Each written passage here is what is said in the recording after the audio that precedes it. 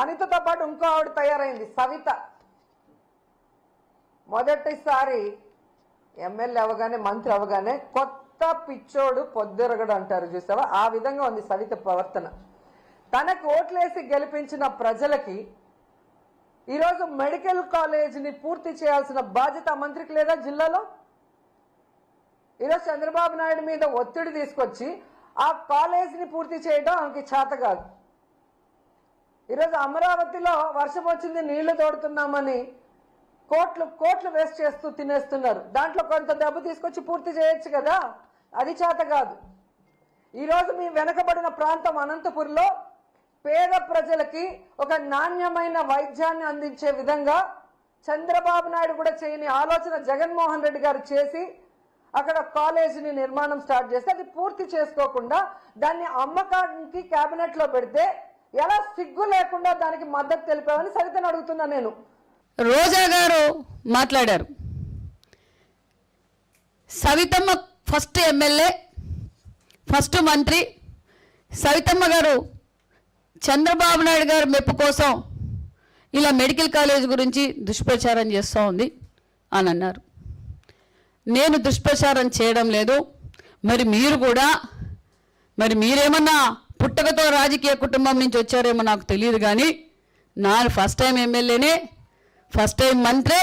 మా చంద్రబాబు నాయుడు గారు మాకు నేర్పింది సభ్యత, సంస్కారం, అభివృద్ధి మీద మమ్మల్ని రెచ్చిపోమన్నారే తప్ప మాటల్లోనూ అసభ్యకరంగా మాట్లాడడంలోనూ మాకు నేర్పలేదు రోజా గారు. మరి నేను మెడికల్ కాలేజీల గురించి అబద్ధాలే మాట్లాడింటే మీకెందుకంత భయం? 17 మెడికల్ కాలేజీ గురించి చర్చించడానికి మేము సిద్ధంగా ఉన్నాం. మీరు రాజకీయాల్లో కొత్త నేనన్నచ్చు. మరి మీరు పుట్టకతో రాజకీయాలు వచ్చినప్పుడు నగర్లో మీరు ఏం అభివృద్ధి చేశారో? నేనేం తిరుపతి లెటర్లు అమ్మలేదు. టూరిజం మినిస్టర్గా మీరు ఏం చేశారో? మరి మీరు చైర్మన్గా కూడా పనిచేశారు. ఏపీఐసీసీకి చైర్మన్గా ఏం అభివృద్ధి చేశారో 5 సంవత్సరాలుగా మీరు చర్చించడానికి సిద్ధమైతే, మీరు సిద్ధం కాకపోయినా ఒక్కొక్కరు చిట్టా తీస్తున్నారు. చట్టం తన పని చేసుకుంటూ పోతుంది. మరి నేను ఈ 15 నెలల్లో మా డిపార్ట్మెంట్కి నేనేం చేశా? బీసీ వెల్ఫేర్లో నేనేం అభివృద్ధి చేశా? నా నియోజకవర్గాన్ని ఏ విధంగా అభివృద్ధి చేశా? పెనుగొండల నియోజకవర్గంలో ఉన్న ప్రోటోకాల్, టీటీడీ దర్శనం ప్రోటోకాల్ ఎంతమందికి చేయించా? ఎంతమంది నియోజకవర్గం ప్రజలకి నేను దర్శనం చేయించా? అదేవిధంగా హ్యాండ్లూమ్స్ అండ్ టెక్స్టైల్స్ ద్వారా నేను ఏం పనులు చేశా? మరి నేను చర్చించడానికి సిద్ధంగా ఉన్నా. నగర్లో మీరు ఏం చేశారు? నగర్లో తిరుమల దర్శనాలు ఎంతమంది చేయించారు? మీ డిపార్ట్మెంట్ ద్వారా ఎంతమందిని చేయించారో మీరు చర్చించడానికి సిద్ధమైతే, ఎందుకంటే మీరు సీనియర్లు, మీరు కూడా తెలుగుదేశం పార్టీలో ఏబీసీలు నేర్చుకున్న వారే. మిడతల రజనీ గారు మీరు కూడా ఇక్కడ పెట్టిన మొక్కే. మరి ఇంకా వలస పక్షులు మాట్లాడుతున్నారు.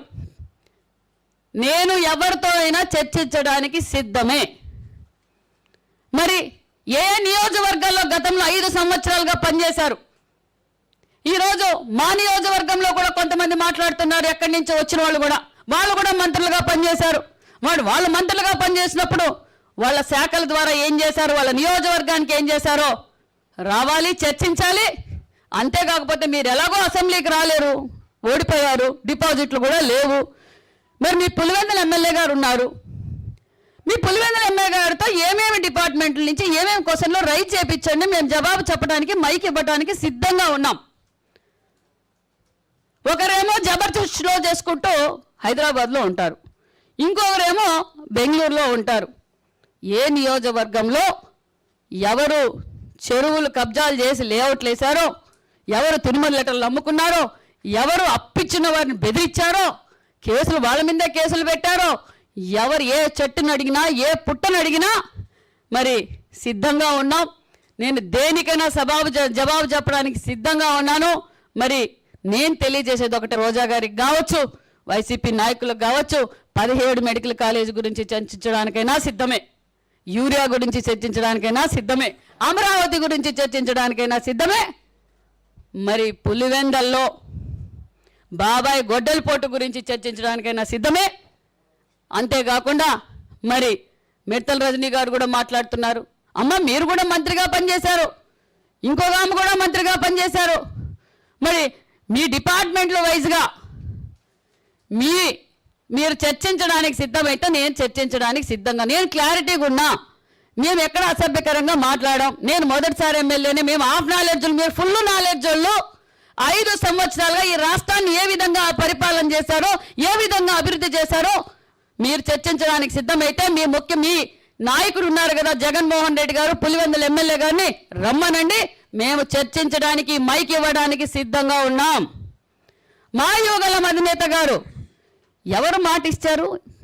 మేము మాట ఇచ్చినట్లు మేము మాట నిలబెట్టుకున్నాం. సూపర్ 6 సూపర్ అబద్ధాలని చెప్పి జగన్మోహన్ రెడ్డి గారు మాట్లాడతారు. ప్రజల్లోకి వెళ్ళారు కదా మీరు కూడా, వెళ్ళి వారం రోజులు గ్రామాల్లో తిరిగారు. అయ్యా మాకు మీలాగా పార్టీలకు అతీతంగా ఈరోజు ఎన్డీఏ ప్రభుత్వంలో మాకు సంక్షేమ పథకాలు వస్తున్నాయి. గతంలో మీలాగా తెలుగుదేశం వాళ్ళు అయితే, జనసేన వాళ్ళు అయితే మీరు పెన్షన్లు బీకేశారు, సంక్షేమ పథకాలు తీసేశారు. కానీ అలాగా లేదు. ఎన్డీఏ ప్రభుత్వం ఏదైతే మాట చెప్పారో ఆ మాట నిలబెట్టుకున్నాం. ఈరోజు మేము ఒక్కొక్కటిగా సూపర్ 6 సూపర్ హిట్ సక్సెస్తో పాటు మరి అనేక సంక్షేమ పథకాలు చేశాం. ఒక పక్క పోలవరం పూర్తి చేస్తున్నాం, ఒక పక్క అమరావతి చేస్తున్నాం, ఒక పక్క ఈరోజు మెగా డిఎస్సి వల్ల ఈరోజు యువతకు ఒక ఎంత ఆశగా ఉందో. మరి గతంలో మీరు ఏం చెప్పారు?